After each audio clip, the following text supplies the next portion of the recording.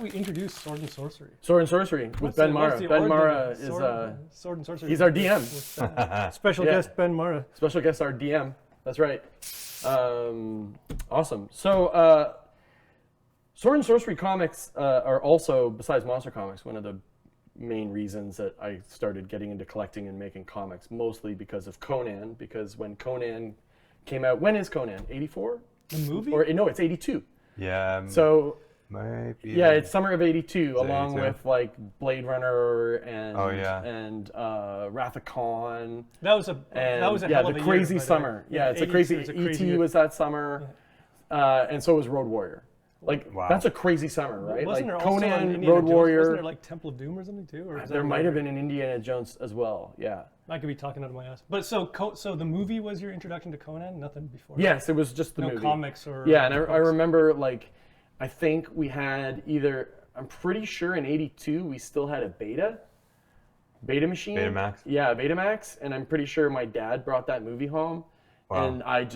And it was one of those where my mom was like, I don't think he can watch this scenarios, because I would have been 4. And I remember just like, my dad's like, no, it's fine. It'll be fine. Because we were watching Bruce Lee movies. He's like, it's fine. We can watch this. And just like glued to the TV almost for the rest of my life, addicted to Conan the Barbarian, like John Milius's Conan the Barbarian, which I think is written by Oliver Stone. Oliver with Stone's Milius? initial screenplay was like totally off the rails. Didn't and, Milius rewrite it? And Milius came in and did a rewrite, and that's like, even though he didn't know or hadn't had any experience with reading any Conan stories before, he like totally got like the spirit of it. Yeah. Right. And he reshaped. I don't even know if he kept anything of Oliver Milius's Stone's expertise is in Oh, taking crazy. something and making it more manly. Right? Yeah. That's what he does. So Yeah, he made Milius, it macho. yeah, so Milius back in the day was like the script doctor for all that crew, like Yeah. Spielberg, George Lucas, Francis Ford Coppola. I think they all went to like film school together, Yeah, he right? went to USC. And it bums me out that he had that massive stroke, because it's like, if Milius didn't have that massive stroke, how many more like crazy movies would have come out of that guy? I mean, I think that he had like a kind of a career like issue well before having the stroke. Like he kind of got like blacklisted from Hollywood. Oh, had he? Yeah. Oh shit. Yeah, he was a little bit. He was like a wild man. Yeah, he had what were some of his other movies? He did Red Dawn and Judge Roy Bean. He wrote Apocalypse Now. Oh, he wrote Apocalypse Now. Yeah. Or rewrote it. Wasn't there like No, he wrote it, and then George Lucas wanted to direct it, and then it didn't happen, and Lucas went on to do Star Wars, and then Coppola came back around to it once Coppola had done like Godfather and finally could do, whatever he wanted. He went back and did Apocalypse Now. Sick. That's But, awesome. Yeah, I read. I think he wrote it while he was in school, and they all really? kind of knew about it. I read yeah. Heart of Darkness, which is like kind of like what it's based on, but Joseph it's Conrad. it's in Africa. We read it in school, I think. Yeah, and I read that, and I was like, wow, this is quite racist. This book's quite racist. Yeah. Yeah. But anyway, so Conan was like what got me into it, and I remember at that secondhand store I used to go to as a kid, there would be like just stacks of Savage Sword, right? Yeah. Like so, like just really rough, beat up. I don't know what, even looking at the Savage Swords we have on the table here, like there is just something about a Savage Sword that they just get beat up. I don't think they're like well put together, or the size they are. They just end up getting trashed. Yeah. Like whatever. I think it's part of the binding. So they don't do like a square magazine binding. They just do like a staple pamphlet stitch, and it's thick. And it's too thick. Yeah. So the covers, Too much stress. kind of like we were talking about in G.I. Joe. Also, where- the cover stock is pretty thin, right? Yeah, super So- thin, Right. glossy. Kind of like we were talking about with G.I. Joes, when your G.I. Joe's thumbs and dicks break off. Yeah. They're pretty much useless. It was kind of like that with Savage Sword. You'd always have the covers would start coming off and have like these weird tears by the staples. But This is just a quick comic book question, but especially with a lot of older comics, and when I like all my Kirby New Gods and stuff, these spines, I don't know if it's the position of the staples, but these spines are always kind of like pushed up to the top of the Yeah, thing, so they everything's bulge. kind of wrapped around. Yeah, Is that just yeah. like an age printing thing, or is it, can you? Can you Well, look fix where this staple is. It's like on the Yeah, top. you can't I mean, you can. That can't be if you right. look at the side, it's lopsided. This is just like a comic condition. I think they sort of just screwed aside. that one up, maybe. But, I think it's a lot a of them are staple like that. position, but yeah, there's a lot of room for error.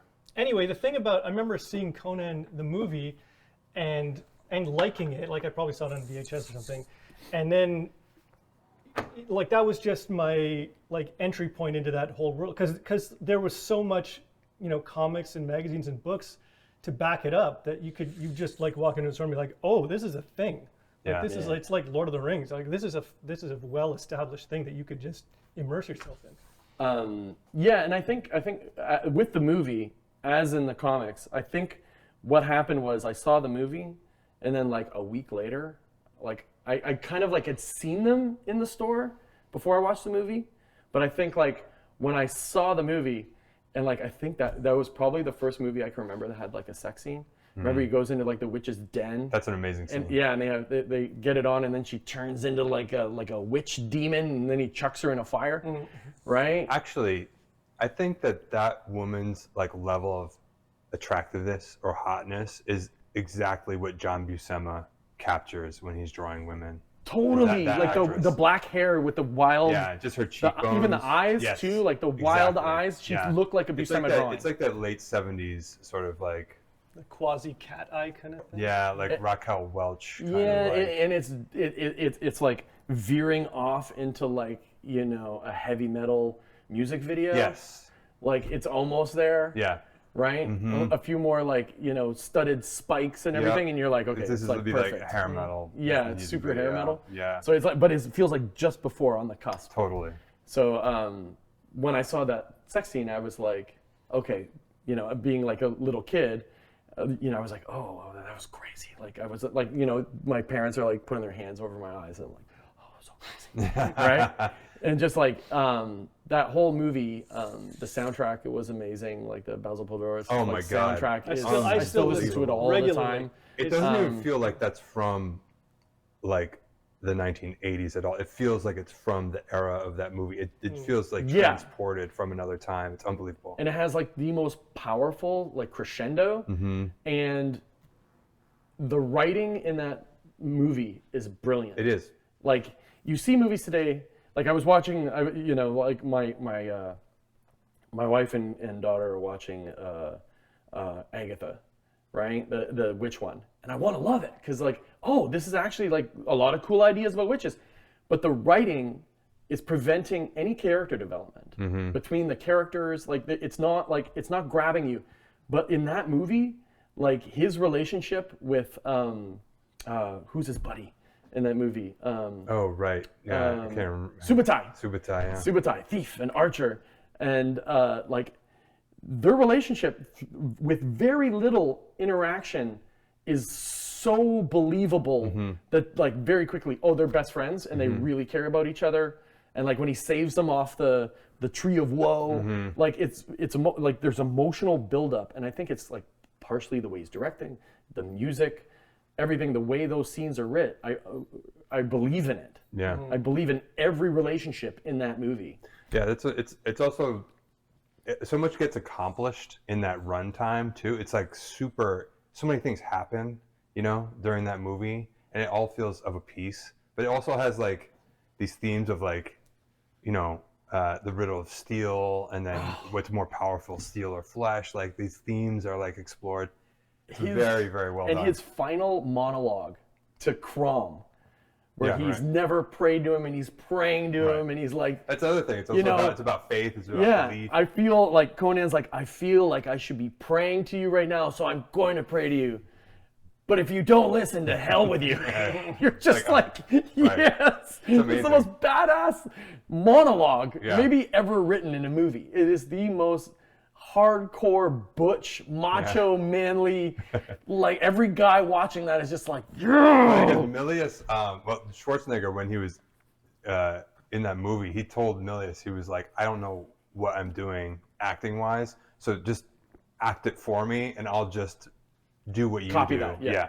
So Milius basically like, Acted that out. like modeled the entire performance for Schwarzenegger to build on, which is amazing. I think it's really cool of Schwarzenegger to be like, I know my limitations. It's like very egoless Right, for him to do that. It was really early in his career. Very early, yeah. Also say, maybe people don't agree, it's his best movie. My favorite. His favorite, like, and Schwarzenegger? I think the his perfect best movie. acting. Yeah. Yeah. Like when you look at the Total entire Recall, catalog, he is.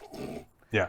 That's the best. Like I feel everything he feels. Like the entire movie. I mean, it launched his career without yeah. that. I mean, it launched so many things. That's what created like the fantasy boom of the 80s. I think there was another movie earlier that helped, but Excalibur.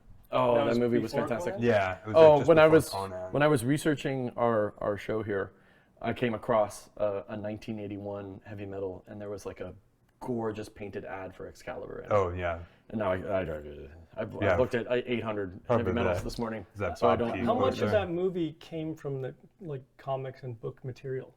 The Conan movie? Yeah. Yeah. Almost nothing. I mean, the names like Thulsa Doom, Conan, and then some of the supporting characters, I think, and then Hyperborea, and some of the world. But it doesn't. And there are like elements of like them stealing something from like the tower. That's sort of like the Tower of the Elephant. So plot line, it's just like a. It's like a whatever. complete, Yeah. but it captures, like it's a synthesis and like a distillation of all of those Howard stories, you know, and then of course it launches the comic book series. I think It launches I the think Marvel the series. series.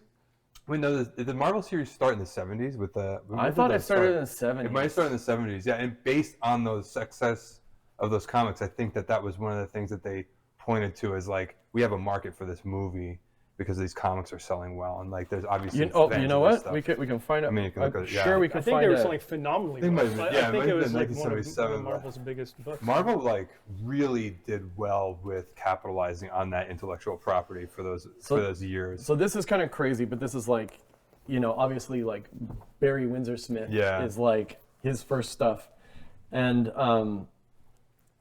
I don't know what Ben thinks of Barry Windsor-Smith. I like it. I think that I really like his extremely early stuff when he was trying to do Kirby and he did a couple of issues of Daredevil and Avengers.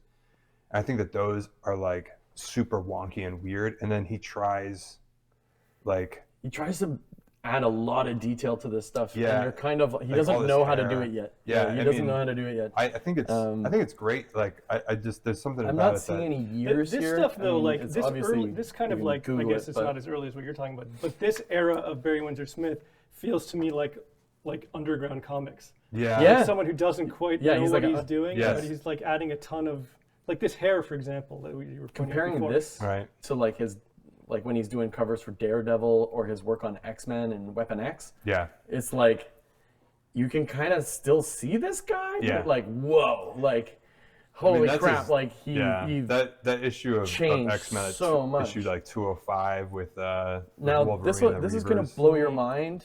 I think this is the one. 73. Look who did the cover. Look who did the cover. Bottom credit.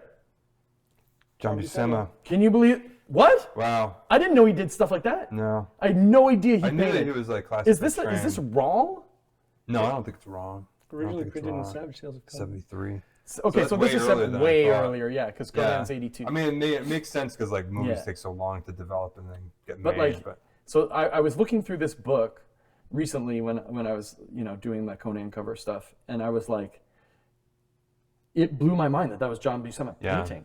yeah, that's wild. That looks like Bama. that kind of looks like a it does. Right? Doesn't it look like Bama? It kind of reminds me of like Neil Adams paintings a bit, and even this guy. Oh my gosh, I Bob have- Larkin. It reminds me This of Bob Bob, Larkin. stuff. that Bob Larkin is Move it over here. fantastic. Yeah, Look at that cover. He Look at did- the cat. he did That's it. the best That's part. probably just his cat. But I think they're like miniaturized, which is really strange. Oh, they're Yeah, miniaturized. so like there's like this This guy's rope here helmet and stuff. is the coolest thing. Like his whole outfit is pretty awesome. He looks like a it's- pro wrestler. it's- yeah, It's he looks not- like a wrestler, and he's missing a hand. He's Yeah. just got like a can. Love It's it. barely Can an hand? outfit. He's just got a helmet. That's awesome. So this is 1983. Okay. Yeah. Yeah. So Published this is by right Marvel. around. Oh, That's that. awesome. Yeah. That's what's the Kerry Gamble? Cool. Oh, it's so good. Yeah. Yeah, you got a lot of bang for your buck in these magazines. You did. Oh yeah. They did a lot. They were Like I said, amazing. they like really. Oh, there's a big combined shot of that. it. Show the big shot of it. Oh, look at the dude with the sick. helmet. Yeah. That's a great demon picture. Such a cool demon. That reminds me of It's great stuff. Mephisto. Yeah, for sure. I like the shadows cast by these horns. Oh yeah, So cool. it's nice. So getting into these when I was a kid, I was starting to buy these Savage Swords. It was this story right here that like I got into John Buscema really, really hardcore. It starts a little bit back. It's called the Black Colossus. And a lot of people nice. inked Buscema, but and lots of people have like kind of fought me on this, but Alcala's stuff on Buscema in this era of Conan, I just never seen anything like it. Yeah. And I was completely blown away. Was there a year it's hard on to this? pick out the Buscema in this. Like this looks like a Gary Gianni, like Bernie Wrightson kind of Like thing. so there you go. Like Not we'd chicken have to fat. look, but is this after Frankenstein? Like good is question. it after his Frankenstein? Or were they looking at sort of the same, Franklin Booth lithography or those like guys like that. Like, yeah. But holy crap! Like the work that went into, and I mean, I've done this stuff like a million times. Like Yeah. Becky always called it noodling. Yeah. So for years, I just got into like becoming a noodle king. Yeah. It's like super fun. It is fun. Even my Conan cover, I did some rock noodling to like, Get those textures. get that in there, but also like kind of like pay homage to like Alcala. Yeah. But this story is really great. It's this bald dude like breaks into a place, and like he ends up fighting this snake. And where is it? That's awesome. Does it show it here? No. Oh, it's up here. This is snake here. Yeah. So he's fighting this giant snake because it can't be like fighting giant snakes. It's like for sword and sorcery comics. At some point, you got to fight a giant snake. Yeah. I also put that on my Conan cover. I was Nice. like, he's beheaded a giant snake. Like, Right. got to have the giant snake in there. I don't know if it happens in the story or not, but I don't care. It's Conan. You got to have a giant snake. And I was also like, if I'm only going to draw this one Conan cover for the rest of my life, there's got to be a giant snake that gets killed. Like, otherwise it's not a Conan cover. But like, they eventually get to that bald guy again. Where is he? And look at this, that. I remember That's seeing this sick. for the first time and just like being completely blown away. And then I was like, kind of freaked out because I was like, Conan's in like Roman gladiator, like Yeah. Roman centurion outfits. And Conan is the first, maybe I noticed on Captain America, but like the folded down boot, The Buccaneer boot. the Buccaneer boot that every superhero had. Where is that dude? There's a shot of that dude that just like I redrew hundreds of times because I was like, I put it this. Oh, wow. I've redrawn that thing like tons. I know it's creepy, but I've redrawn that thing like a bunch of times. That definitely whenever I looks draw like Conan. Wrightson for sure. Yeah, Oh, it looks like a Kelly Jones rib cage. Yes, indeed. yeah. So when I was a kid, every time I would draw Conan, Mm-hmm. I'd go back to this page and draw like a corpse. Like this guy's try to redraw this guy's corpse all Yeah, the time. yeah. And I always thought this was amazing. I found out recently that Pulse of Doom that's in the comics has a skull head, like Skeletor. Yeah. But yeah, this Alcala stuff is just like fantastic. And when I was buying more Savage Sword at the store yesterday, I realized that John Buscema did like it's over 200 Conan stories. Unreal. 200. Yeah, like I said, between the comic and the magazine, they really pumped out a lot of Conan stories. It's pretty amazing. Oh, it's so dope. It just like points to like the enduring kind love of appeal underlining. of this. Yeah, I know, it's amazing. Of the character, it's just like there's something about Conan that's just like I don't know. You just can never get tired of it, and you can also just tell endless stories about him. I should have known the first time I met you that you'd be into Conan. So I mentioned this before, but I'm just going to talk about it now. First time I met Ben Mara was at a Heroes Con, and I think Dave Cooper was there. Yes. And he was like, he hadn't been to a con in like decades. I think he might have done the poster for that. Yeah. Oh, that's why he did the poster. But like Cooper was in like Juxtaposed magazine as like this big painter, and he hadn't done comics forever. And he just showed up with like a bunch of drawings, And we started chatting, and he was like, "Oh, I live in Ottawa," and I was like, "Oh man, what?" Oh, was it the first time you'd met him? Yeah, it was my first time meeting Dave, and I was so like hyped on meeting Dave. I think he gave me like a little illustration that I've lost. It's this cute little girl with like she's wearing a black bikini, but she looks like a Smurf. She's like Smurf size, but it's a Dave Cooper girl. It's in a book. Like I put it in a book in my old apartment to keep it safe. Yeah. And did he give you one at that show? He did. Yeah. Okay. So then I was so excited. I think I showed you, right? And we started talking, and he had his comics, a comic series called Night Business. Yeah. And as soon as I saw the cover and like the title, because you know how much I freak out for comic titles. I remember was when like, you brought those back. Yeah, I immediately was like, you gotta see this guy. Yeah. And I was like, Night Business is like the best. And it's got like a dude with like the motorcycle helmet. I was like, this is the greatest thing ever. But then I looked over, and he was wearing a t-shirt, and he just had this like, obviously you still have it. It was like a Charles Bronson tattoo that said revenge. And I was like, oh, you're like way cooler than me. Like, this guy's so much cooler than me. That's the best tattoo I've ever seen. We've been buds ever since. Yeah, that's right. Yeah, I was like, oh man, super, super cool. Yeah. But have you ever done a sword and sorcery comic? Not really. Like I've done like short story comics, but nothing like substantial.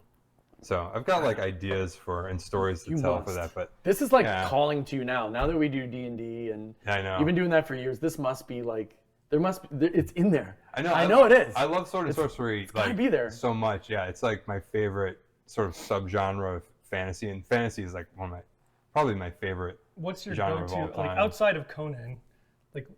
Like right. What other sword and sorcery what's is your there? pool of sword and sorcery influences? So my favorite sword and sorcery author is this guy named Karl Edward Wagner, and he has this character that's called Kane, Kane, who's like this immortal barbarian sorcerer guy. He's just got like wild red hair, big red beard, and Frazetta did the covers for the books that he did. You've seen it. So this is he was famous off these covers. Yes. I mean, this is the guy that he got famous with. Yeah, I think that. I'm not sure, but I mean, they're like some of the most well-known Frazetta images ever created are the covers for Karl Edward Wagner's novels of Kane. Yeah. I think there's 4 or 5, but he's like not a good.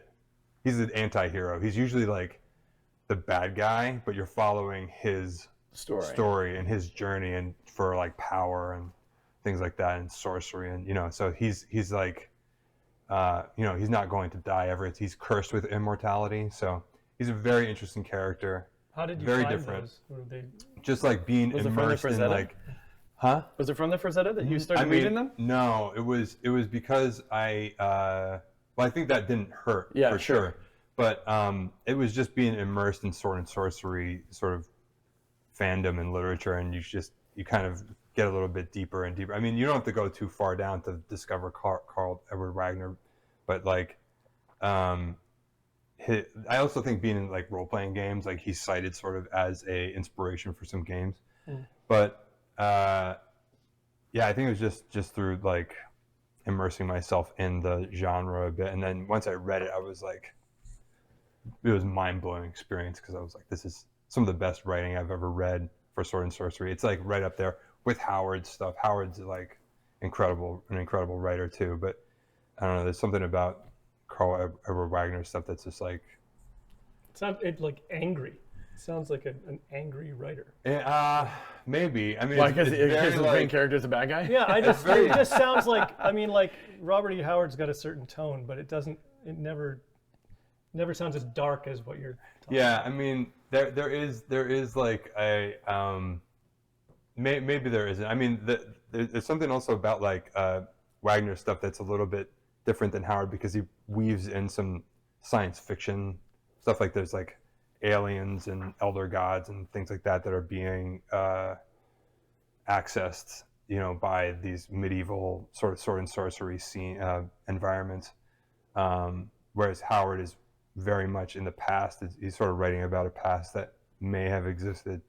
So there's a bit of different sort of content there, but their writing style is pretty similar. It's almost purple in its stylings. Like Howard's descriptions of violence are so detailed and lovingly like rendered in prose, and Wagner sort of has the same kind of you know, he's like attracted to that kind of writing. That's cool. Yeah, it's amazing. It's really beautifully written. That's one of the things is it can be really difficult to find beautifully written Do you find books in fantasy.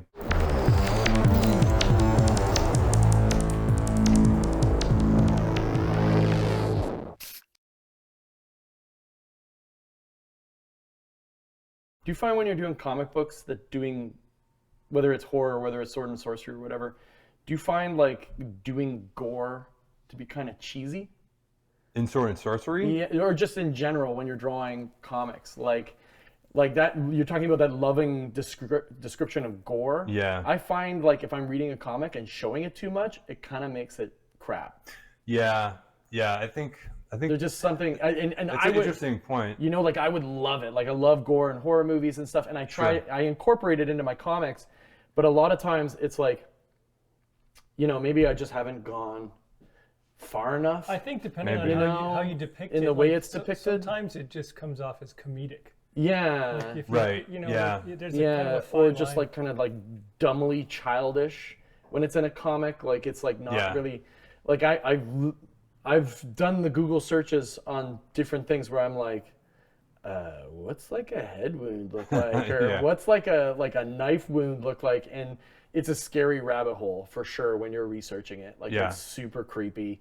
It's always gross, but I'm like, you know, I want, like when I do figure work, I want those figures to have like a natural, I want the gestures to look natural. Right. I don't want to just draw the guy. I want it like to, whatever gesture he's doing, I want it to look natural. So I also kind of want the wounds to look Yeah.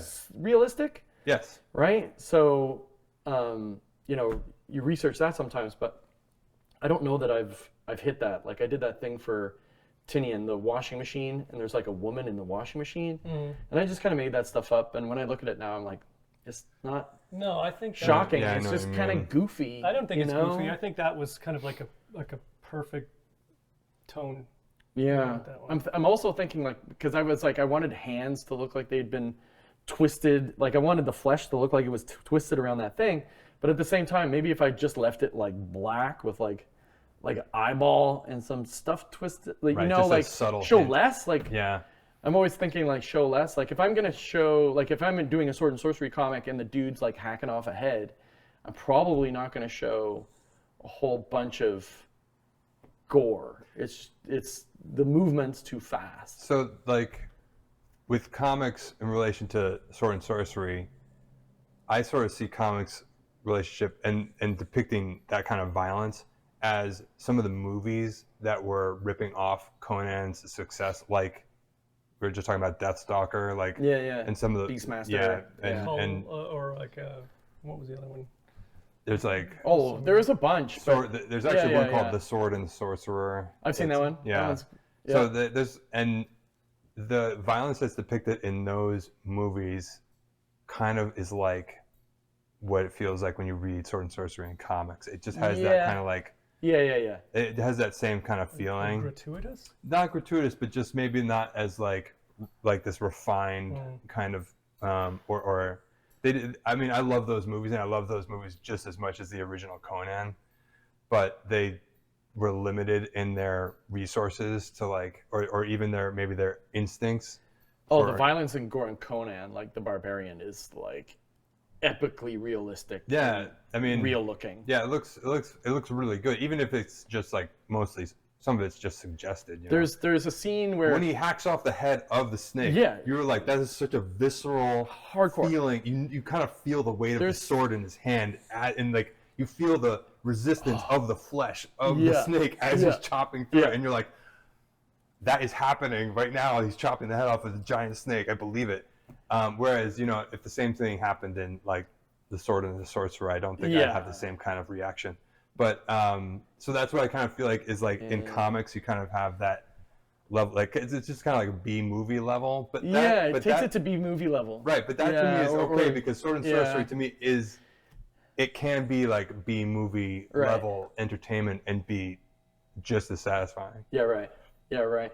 There's this one scene where Conan and what's his lady's name? It starts with a V, doesn't it? Subutai and him and his girlfriend are coming into the orgy. Right. Oh, And right. and Conan like finally comes down. He's in the middle of the orgy, and he's like does the move, but there's a guy that comes up to him with like this really creepy mask, no shirt, but he's got like bandages, and this is how they did it. But like Conan like swipes him in the belly, and just this just goes with blood very fast, but so realistic looking that like I rewound it to be like, whoa, hardcore. And there's another one where Subutai is running away from a guy on a horse. And the guy on the horse stabs him in the butt. And it just looks like the stab in the ass just looks like crazy real. Just like this blood flies out and like completely realistic.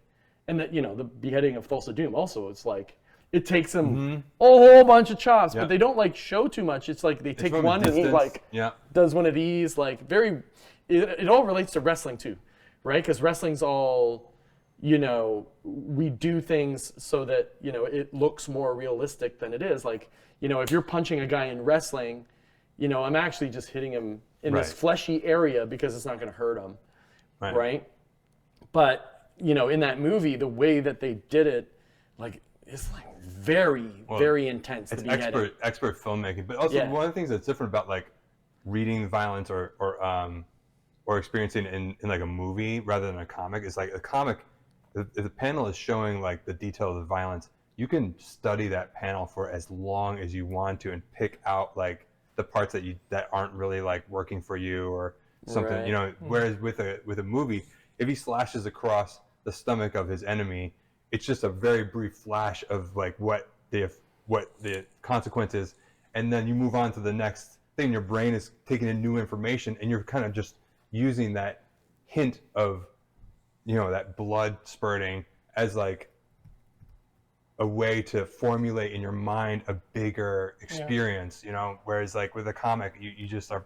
You can study for as long as you. Right? Yeah, it's the same reason that horror doesn't work so well in comics, because you don't have that time to control the pacing. Build the tension with like cinema has all these other things at their disposal, like music and like editing, and there's a lot of different things that they can wield to build the tension. Whereas with comics, it's very, very difficult to achieve the same thing. I was trying some of that in Southern Cross. Like it was meant to be a quiet, creepy scene leading into a bigger scene, and there was like a tap, like a bathroom tap in the room. Yeah. And during the whole scene, while the characters are talking, the tap's going, and it would be like drip. That's like drip, like Will drip, Eisner 101. Drip. Yeah, exactly. Yeah. So I try and like, as one of those pacing tools to create horror or that kind of stuff, I try, and I don't always think of it. What I mean? Like I thought of it at that one point, and I probably needed it in some other comic that I did, and like, those ideas that you had that were really cool in this one, sometimes you forget your cool ideas. Yeah. Instead of using it again,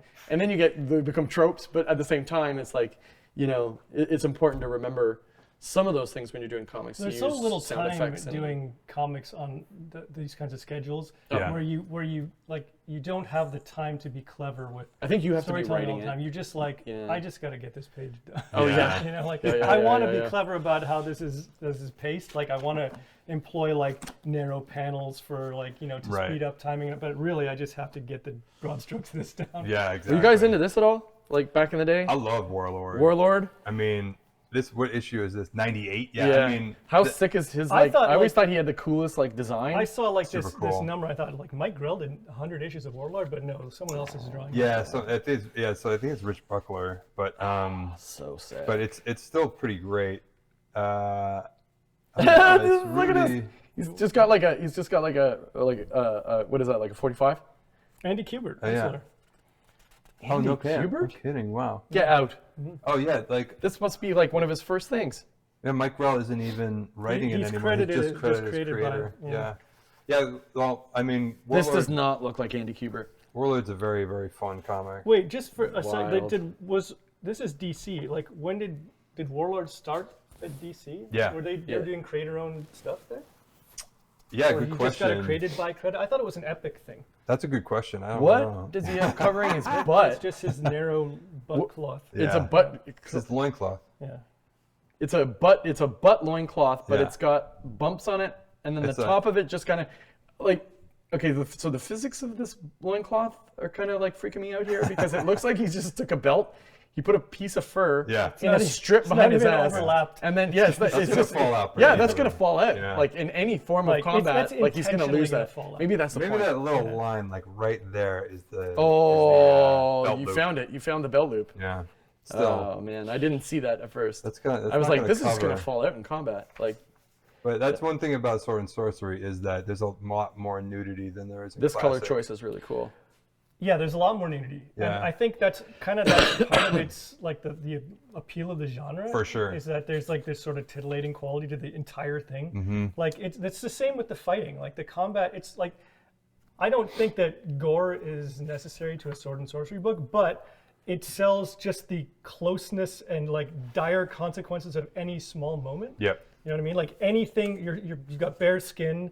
Like anything could kill you at any time. Yeah, yeah. That's how I think that's the appeal to me of those. Well, I mean, in the D&D game, that's part of my favorite thing. You're like, if you have this special thing, then your skin has medium armor. And I Right, was yeah. like, it's a barbarian story. I obviously have to run around like almost naked. Right. Like for this thing. That's, Yeah. whether it's cold, whatever. Right. Even when I was like, I need to choose a cape for my guy just in case it's cold, because I'm literally running around naked. Like, Yeah, a lot of Sword and Sorcery is sort of set in like a desert kind of climate. Mm-hmm. Very rarely is it in like, I mean, it's conducive to Southern California. What was the deal with Warlord? I actually like his whole look. He's Like the kind of white like, hair. I can't remember He what looks his, like an old Oliver Queen yeah, you're Yes. right. as a barbarian. He's kind of like, I don't remember what exactly his profession was, but he's a guy from our world who gets transported Like a to John Carter like, kind yeah, of it's a John Carter, like, this, Yeah, whoever Princess chose of Mars this type is the coolest guy situation. ever. That's Yeah. a fang there. by the way. Yeah, so he's got like a skull on his shoulder with a giant chain. yeah. The funny thing that I always think about with comics and barbarian comics and is imagine like we get up every day, it's reality, we change our clothes, but what if we were in a world where we just had like one thing? Yeah. Right? Like Yeah. we don't change our clothes all the time. We have one thing that we wear all the time, Yeah. and we've chosen that is like our cool thing that we wear every day. Well, it's not. I mean, And like because obviously like your environment necessitates the fact that you can't have a wardrobe, Yeah. right? So we're it's almost nomadic, but like well, Western I- movies are kind of similar. I think kind it was, of, yeah. I think it was Western You don't- movies. you- even Like, no one's anytime it taking was baths. before the Industrial Revolution, before they could actually manufacture You only have clothing. one or two Yeah. outfits. Yeah, If that, Yeah, you've if got that. a shirt and some Yeah. pants. yeah. But like I kind of suspenders. I think about that stuff all the time, like especially politically where we are now. If we end up in a Mad Max scenario, like what's my like what do I pick final as the outfit? final Wow. version Leather. of this? Yeah, leather jacket, Something that a endures. skull with a chain, for sure. Like I Yeah. need that on the final version of me before I die. That's what I wear all the time. Probably not this. It's gonna come off, but maybe Yeah. that's a shock tactic. That's like Warlord's shock tactic. Like we get in a fight and the back part comes out, and then they're like, "Uh-oh, this guy's was- serious." This is unrecognizable as Andy Kubert. Yeah. you'd never Totally know. is. I mean, in the same way that maybe John Romita Jr. in the X-Men phase that we Sure. love so much, Or his Iron Man phase too. completely is now like something different. Maybe Andy Kubert was in the same way. Like when he was hired into like getting into the X-Men era, he But was he's like, probably like I got to change a everything up. teenager when he drew that. So this is a pretty wild cover. I'm just going to skip because of what I was told earlier about YouTube. I think this will be safe. Maybe No. not. We'll see. But it is worth mentioning. I don't have any Den, but this is Richard Corbin. Yeah.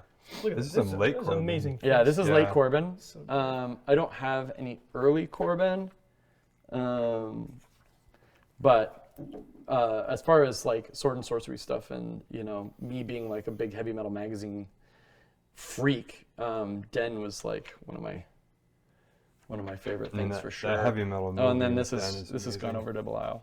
Yeah, another amazing creator, but like Corbin was like always doing. Den was like really really cool. What's the ratio in heavy metal of like sci-fi to fantasy? Yeah, I don't know. What the I think it's more sci-fi than fantasy. yeah, that's my guess too. Yeah. I first discovered like heavy metal was I had like they were few and far between for me. Like I'd somehow get a hold of like an Same. issue, odd issue, like a friend would give me one or whatever. I wasn't buying them off the shelf, but I remember when I got the heavy metals that had Bisley's Slaine in it. Oh, Yeah. And that was life changing. I mean, Yeah. I subsequently got the like comics. Actually, I think I had this one, right? Yeah, are these both the same collections? I think Part so. one? Yeah.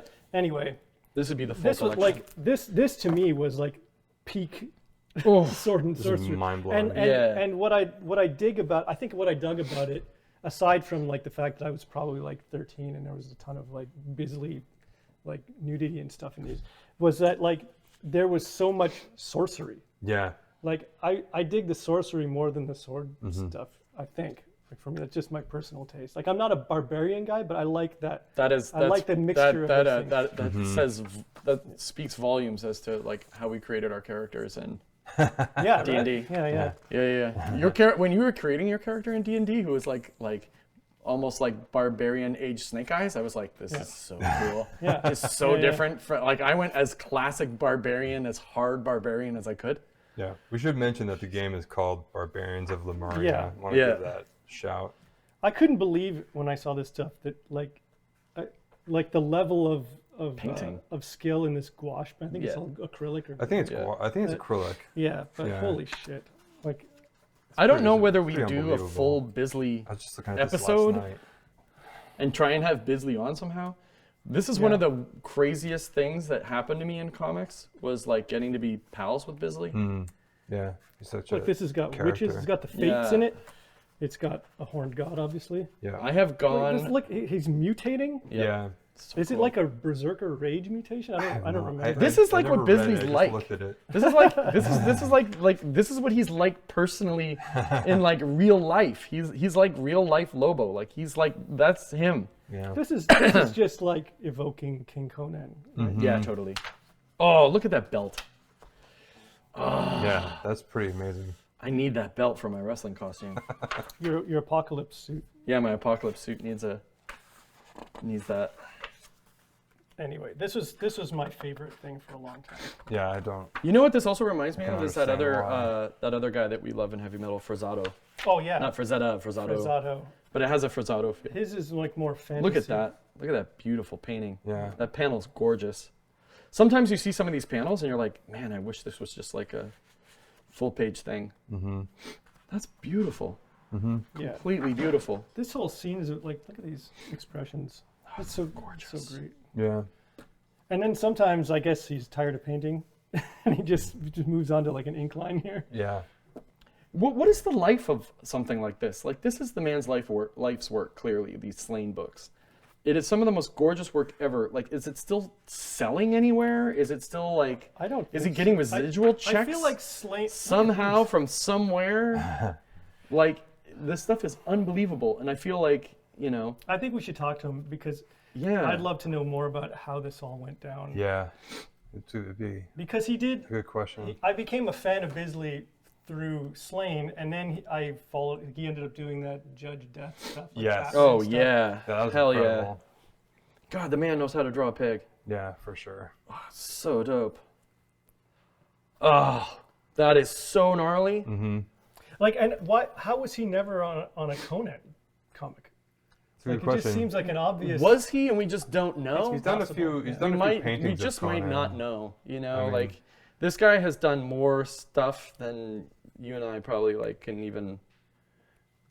I mean, he's probably been Oh, offered Jesus. everything at some point. Yeah, That reminds yeah. me of the dude from Road Warrior. What's his Oh name? yeah. Lord Humongous. Lord Humongous. No, not Lord Humongous. The new guy. Oh. From Fury Fury Road. Road. Right. Yeah. Sorry. Yeah. Yeah, totally. Oh, it's so dope. This guy, for a few years, Biz doesn't like drink or party anymore at all, but like I went on some like straight up adventures with this guy. Like he came to Montreal Comic Con for a few years in a row, and I brought him to like Foof's, which is like the heavy metal bar downtown. You've been to Foof's before? No. We'll go. So you know Wayne's World? You know how they go to this bar in Wayne's World called the Gasworks? Yeah. It's the Gasworks. Oh, It's a giant warehouse heavy metal bar. Mark's been. He knows all about the Foofs. Sweet. Yeah. But it's almost comical, like how like heavy metal it is. It's like silly heavy That's metal. the best kind. Yeah. It's all black with like gnarly paintings and like cast iron like Yep. like pieces as accents. And when I first moved here, beers were like still $2, and I was coming from Toronto where they were all $10. And you find this heavy metal like mecca, and it's $2 a beer. You're like, I've found my people. I found my home. This is amazing. It's expensive again. Like it's back to. Maybe you went there with Slaine, so that's even better. Yeah, there you go. So I brought him there with Preacher. Garth Ennis? Oh no, No, Steve Dillon? Glenn Fabry. Oh, Glenn So I brought him with Fabry. Fabry. Oh, and I remember we were That's a partying. night. Yeah, we were partying hard. And at one point, like Simon runs over. It was the second time they came, and Simon runs over and he's like, "Stop getting Fabry drunk." And I was like, okay, fine. And then there was another time where we were in San Diego, and I was doing a signing at Image, and I had sat down and I was just signing the books, and then across the hall was, I think, Dark Horse, and maybe he did something for Dark Horse across the aisle, and I just see him walk over, and he sits down, and then he looks right at me, and he was like, "Oi, Andy, 2 o'clock. We're out of here together. We're going to the bar." And I was like, okay, this day's, the whole trajectory of today is going to completely shift at 2 o'clock. And we went to this, there's like in the gas lamp in San Diego, there's like this one bar that they've turned into like an old Irish pub. Almost, it also doesn't make sense. You walk in, Like you feel a like, kitschy one? yeah, it feels like you just walked like 200 years into the past. Yeah. Kind of thing. And we sat at that bar, and like I think we did 7 or 8 shots by like 4 o'clock. Yikes. And I remember running to the bathroom, projectile vomiting down the toilet, coming out, and he's like, got another 2 shots for me set up. He's like, "This'll fix you." And I was like, "Yeah, all right." And then it actually did. I felt better, and like we went for the rest of the weekend was like biz and Well, you were in going good crazy. hands. We were pros. Yeah, but yeah, no, he doesn't do that anymore. Yeah, But he's still lovely to talk to on the phone all the time. that's great. So like Uncle Biz. We'll do more about. Yeah, I'd love to know more. I've been trying to about get his him on a lethal book, experiences. like a lethal cover for like ages. I bet. And like he'll bring it up all the time. That's what drives me crazy. I think all artists do this. Paul Pope does it with me all the time too. Like, "Hey, do you still need that cover?" And they're like, "Yeah, like yeah, anytime. I would pay you to do it at any time in the universe, but you have to do it." And they always go, "Oh yeah, okay, I'll get to that." Okay, Right. I'm like, "You brought it up, dude. Like, you brought it up. I'll pay you to do it. Just do it." And they, they never do.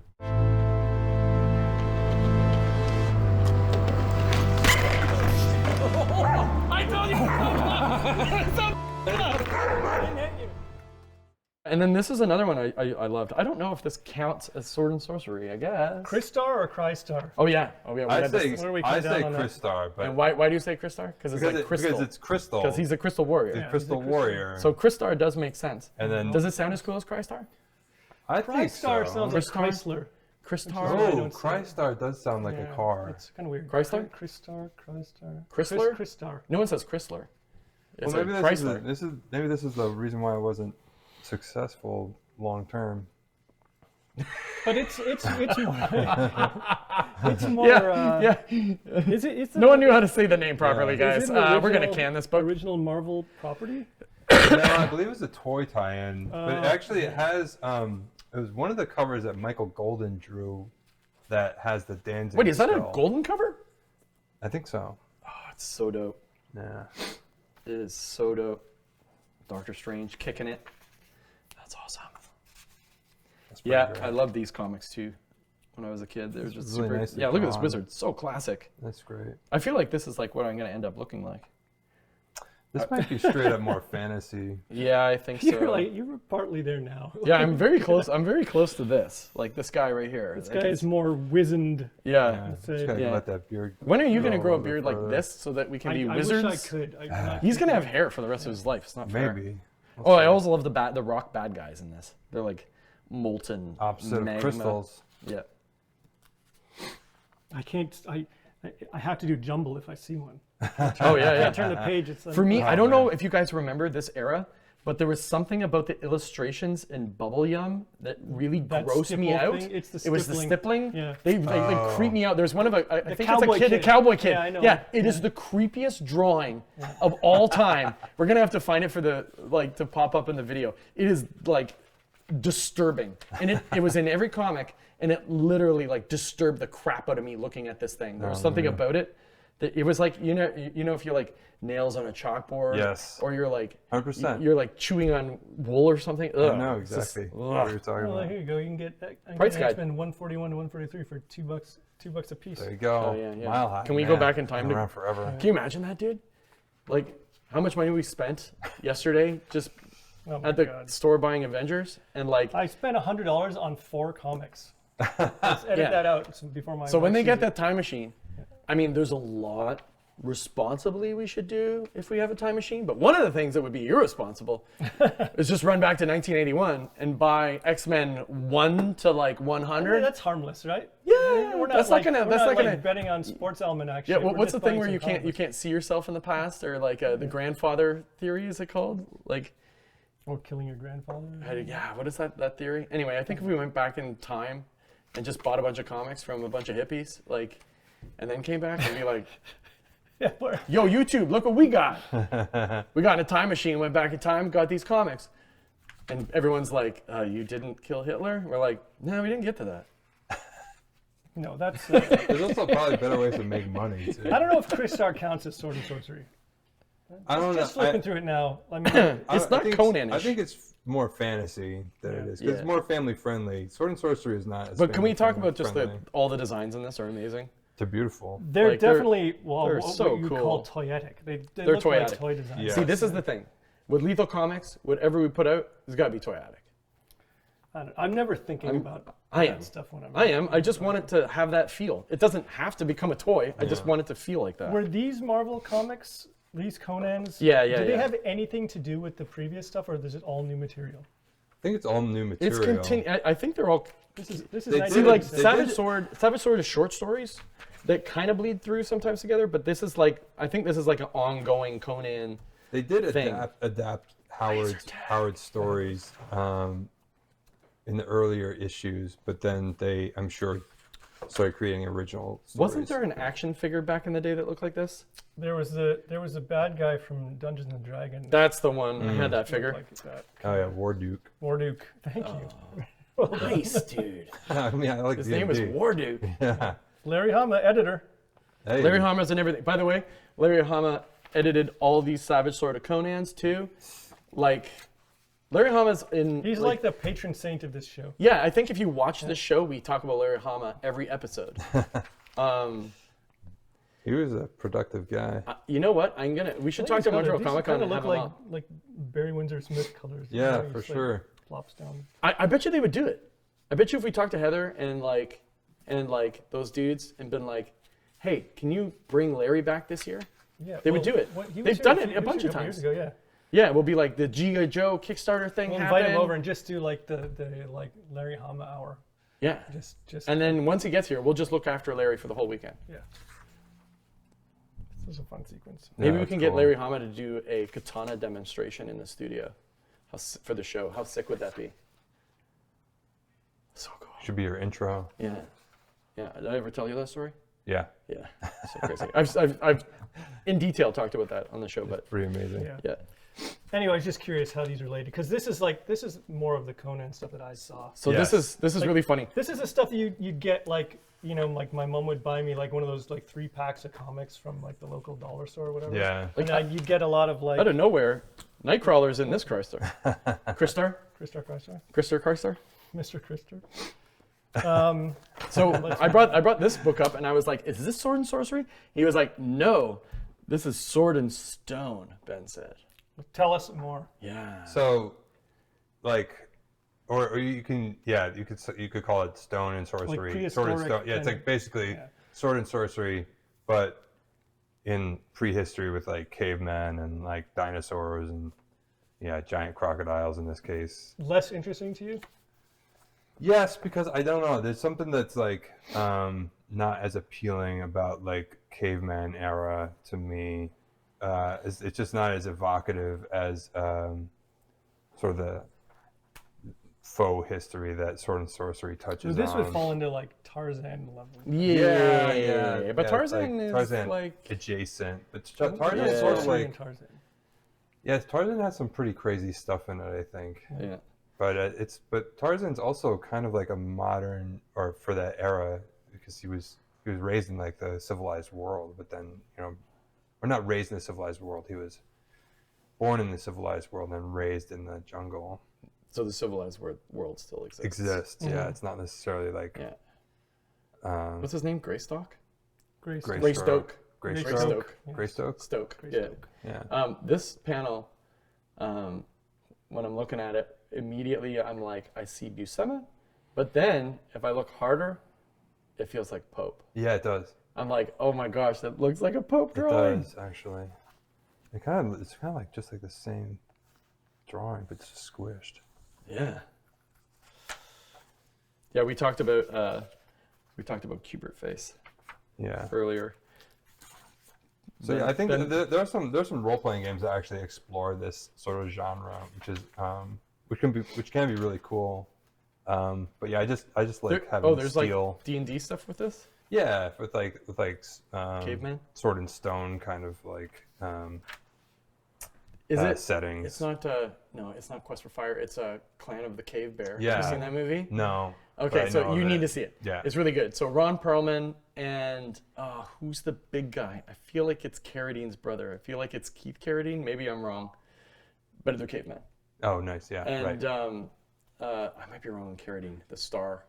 But Ron Perlman's definitely in it. And when Ron Perlman has caveman makeup on top of his already...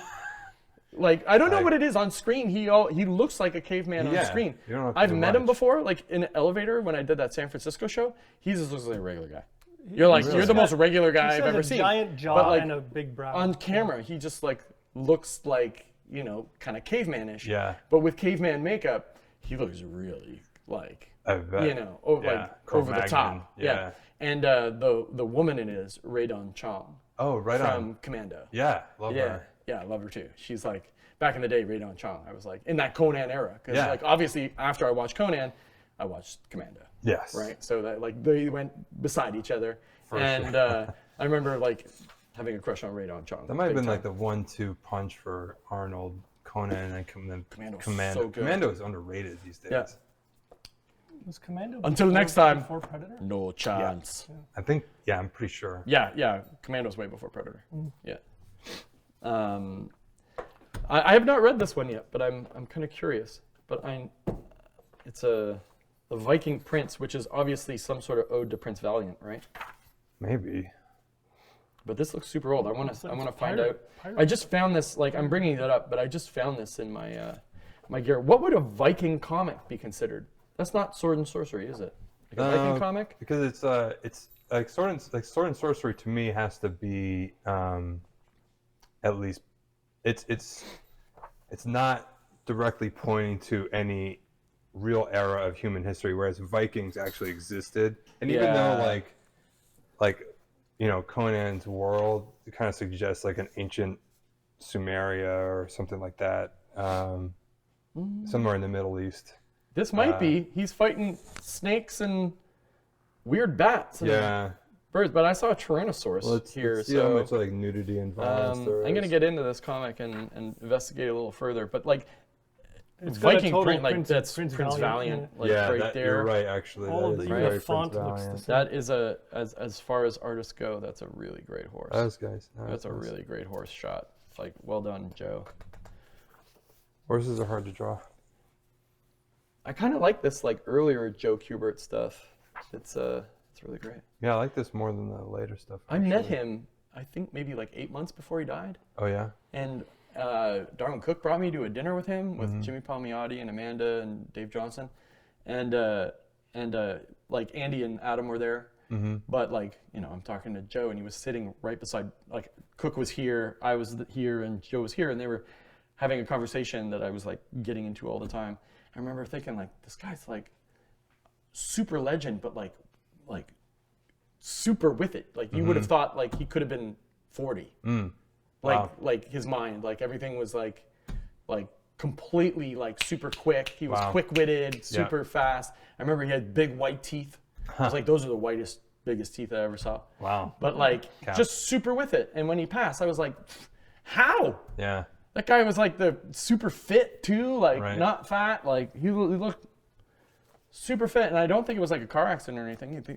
I think they said he died of natural causes. But I was like, that guy is like, I expected that guy to go for another 40 years. Damn. Nope. I'd like to know if you have any more like deep cuts in terms of sword and sorcery stuff, because like I always feel like I'm not super familiar with it. I always feel like we're just scratching the surface of like super popular things, and I kind of want to dig into some more obscure. Yeah, it's funny because I mean, you could go to like the Fritz Leiber stuff, the Farford and the Grey Mouser. I mean, he's the one that I think coined the term sword and sorcery. He was having a conversation with Michael Moorcock because they were kind of like, we're not really doing Tolkien anymore. We're not doing. Is Elric more Tolkien?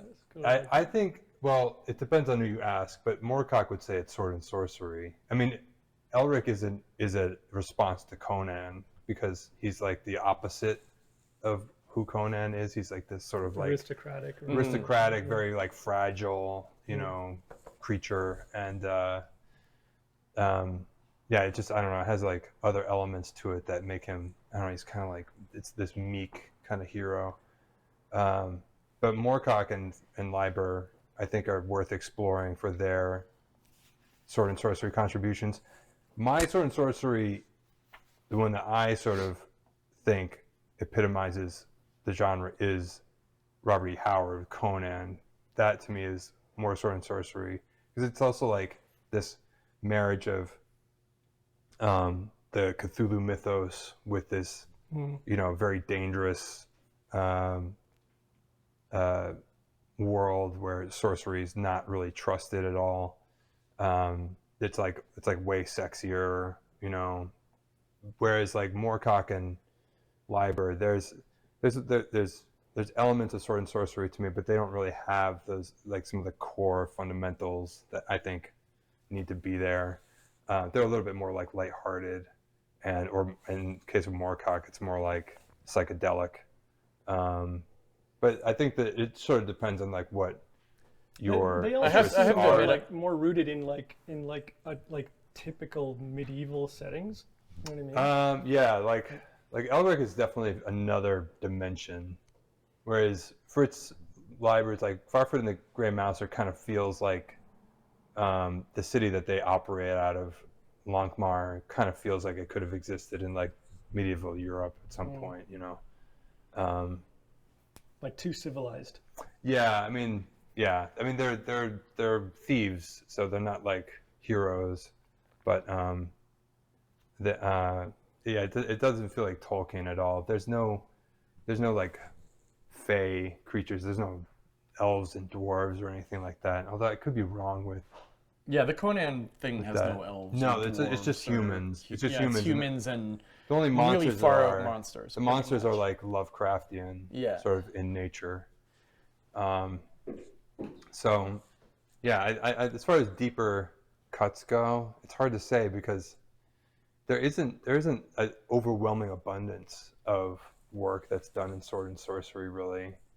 I mean, there was a lot of movies in the 80s that were done, so that I think that those can be really fun.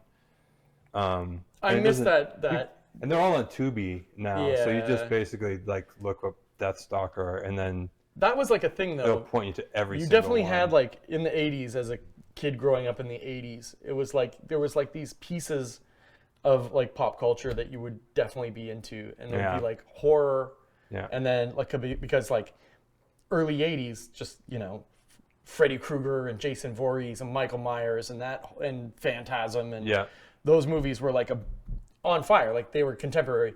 And then you also had like all the barbarian stuff.